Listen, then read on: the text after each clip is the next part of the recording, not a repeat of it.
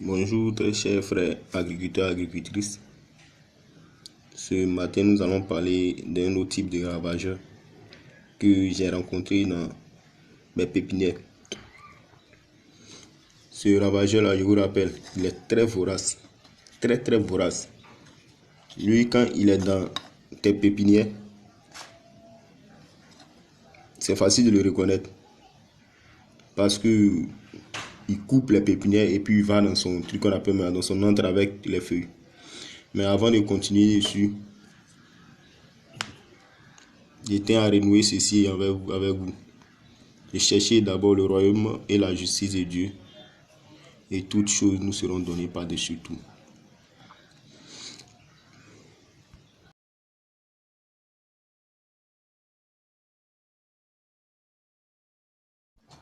Pour tous ceux qui nous prennent en coup, ce ravageur-là, il s'appelle le grillon.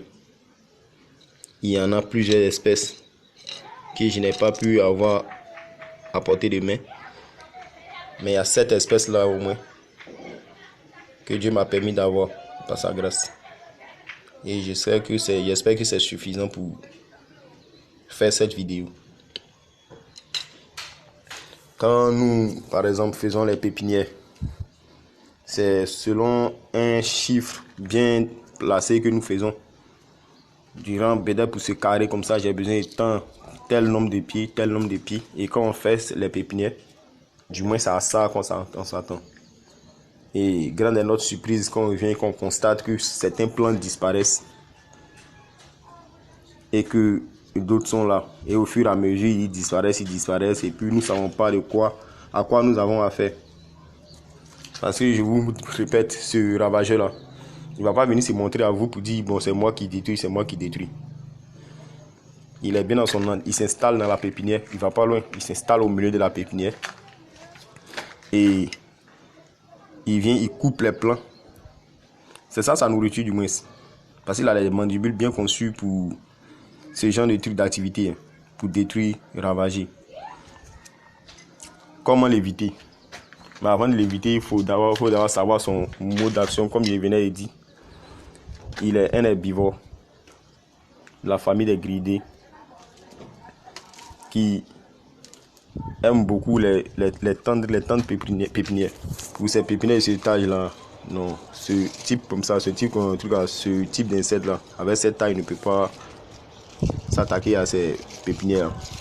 Mais pour les plus tendres, par exemple celle-là, il raffole de ça.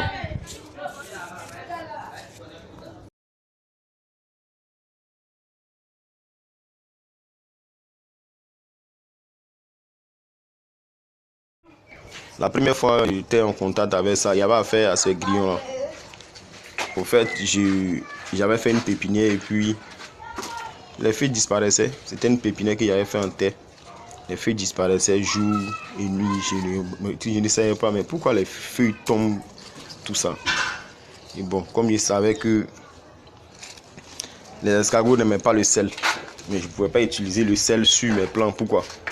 Directement sur mes plants. Il fallait savoir que quelle que soit la solution que je vais faire ce sel-là, cette solution sera plus concentrée que la solution qui sert de sève ou même d'alimentation à mes plants. Donc ça allait dessécher mes plants par ce qu'on appelle le phénomène de pression osmotique.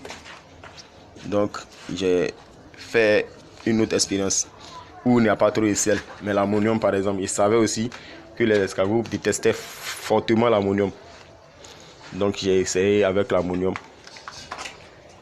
Et 2 jours après, j'ai constaté que les dégâts s'aggravaient de plus en plus.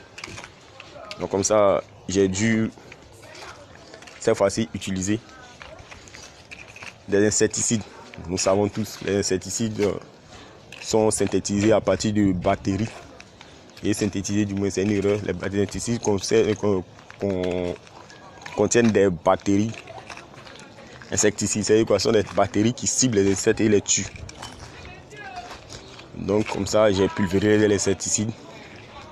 Je n'ai pas constaté de dégâts le lendemain. Mais 2 jours après, les dégâts étaient aggravés. Et puis j'ai décidé maintenant de me rendre à la moustiquaire. d'enlever la moustiquaire du moins, parce que ce type de pépinière dont il s'agit, c'est ce genre de truc là. Je fais un cadre et puis je couvre le moustiquaire pour empêcher les ravageurs d'entrer jusqu'à l'intérieur, d'accéder au plan. Et c'est là maintenant je suis venu, j'enlève la moustiquaire et je constate quoi? Plus de 12 grillons. Au fait, un grillon de cette taille, pour ceux qui me suivent, ne peut pas entrer au travers des mailles de ce filet, de cette moustiquaire du moins. Mais les plus petits peuvent entrer, s'installer, grandir, et c'est quand ils ont cette taille là qu'ils deviennent ravageurs. Ils grossissent encore plus, la taille peut se multiplier, ils sont 5 fois plus. Et c'est ce que j'avais constaté.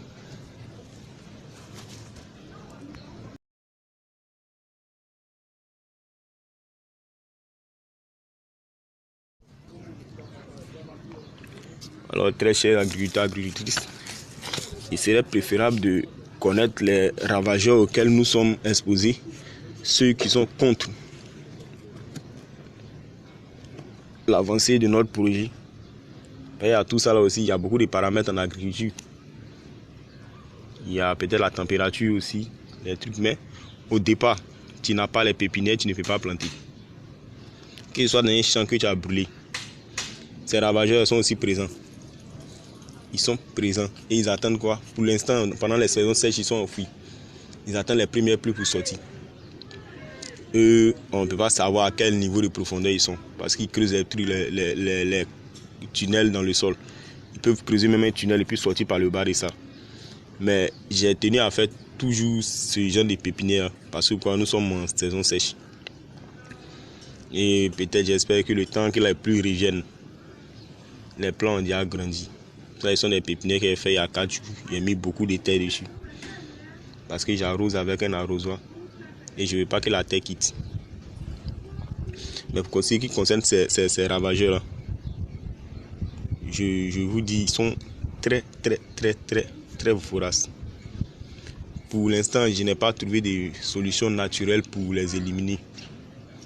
Mais je vais pousser les recherches. Et si vous avez quelque chose comme ça, je vous conseille un insecticide. Vous remarquez que chaque jour, les plants sont arrachés dans votre pépinière et puis ils disparaissent. Vous voyez des feuilles par terre, aussi des feuilles ont disparu. Le lendemain, vous venez encore, que la population de la pépinière diminue. Bien que vous ayez pris vos précautions, ne cherchez pas loin, il s'agit forcément des grillons. Et ce que je peux vous préconiser, c'est d'utiliser des insecticides. Mais les insecticides aussi, utilisez-les quand les plants ont à partir de 4 feuilles. Sinon, ça serait comme déverser une population d'escargots dans les plants. Les feuilles vont commencer à flétrir. Les tiges vont pas même pas entrer à cet âge, même à 1 semaine, 2 semaines, les plants n'ont pas de tiges. Mais quand on dit une vraie tige, en fait, c'est quand il y a du bois dedans. Quand il y a du bois, si une feuille tombe, sachez que le bois peut produire encore des feuilles. Mais quand les feuilles sont encore tendres, elles vont s'affaisser et puis mourir, et puis vous perdez votre pépinière aussi.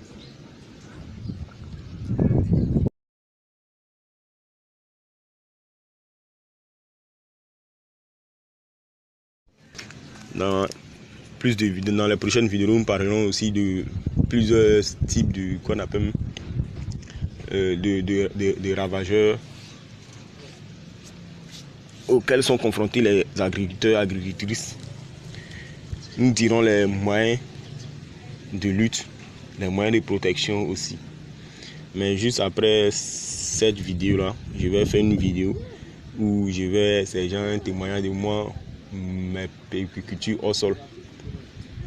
Et tu as eu gratuitement, je donne gratuitement, c'est ce que je vais faire.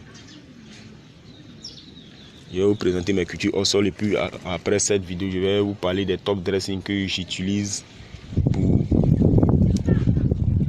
apporter comme engrais à mes plantes. Les top dressing que j'utilise comme nutriments principaux pour mes plantes. Merci de m'avoir suivi et que la grâce et la paix vous soient données de la part de Dieu le Père Tout-Puissant et de notre Seigneur Jésus-Christ.